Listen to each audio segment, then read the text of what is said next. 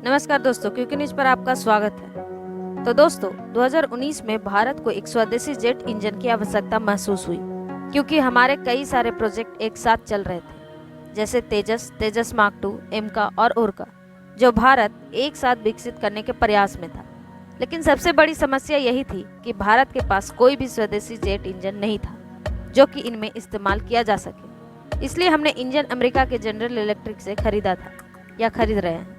अब इसके बाद भारत ने सोचा कि क्यों ना इन इंजन को डेवलप किया जाए जनरल इलेक्ट्रिक के साथ मिलकर, और साथ ही टेक्नोलॉजी ट्रांसफर ली जाए ताकि नेक्स्ट जनरेशन का हाई थ्रस्ट इंजन हमारे पास खुद का स्वदेशी हो, जिसे हम AMCA प्रोजेक्ट में इस्तेमाल कर पाएं, जो कि आज के जनरेशन के हिसाब से और आने वाले समय में इसे अपग्रेड करके जितना चाहे उतना पावर हम इससे प्राप्त कर पाएं।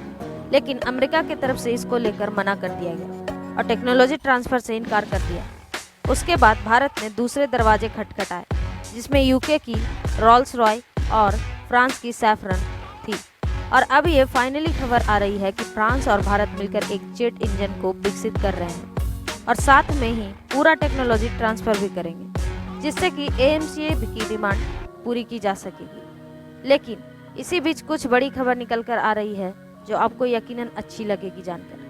स्क्रीन पर आप बिजनेस स्टैंडर्ड का आर्टिकल देख सकते हैं कि भारत के साथ अमेरिका की जनरल इलेक्ट्रिक नए इंजन डेवलप करने और टेक्नोलॉजी ट्रांसफर को मान गई है।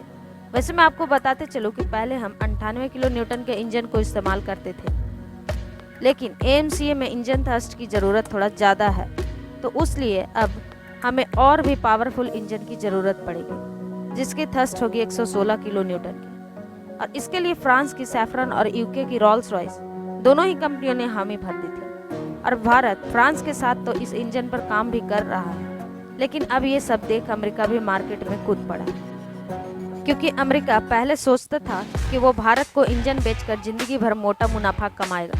लेकिन जब उसने देखा कि फ्रांस और यूके मान गए हैं, तो अमेरिका भी अब आगे आया है टेक्नोलॉजी ट्रांसफर करने के लिए और भारत के साथ में इंजन को डेवलप करने के लिए। और देखा जाए तो इसके पीछे अमेरिका की लालच भी देखी जा सकती है।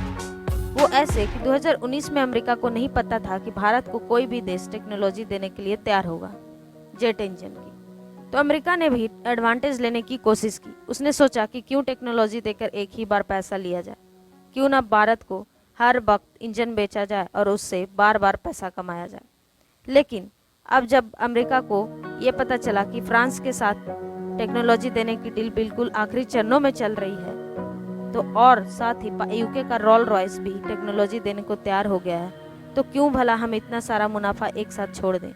और ऐसे भारत को अमेरिका ने फिर से लुभाने की कोशिश की ताकि भारत अमेरिका का फेवरेट बन जाए। MMRFA प्रोग्राम में, जहां पर हम लोग 114 फाइटर जेट खरीदने वाले हैं, यानी कि इंजन तो बेचेंगे ही, साथ ही साथ इतने सारे फाइटर जेट भी बेच देंगे।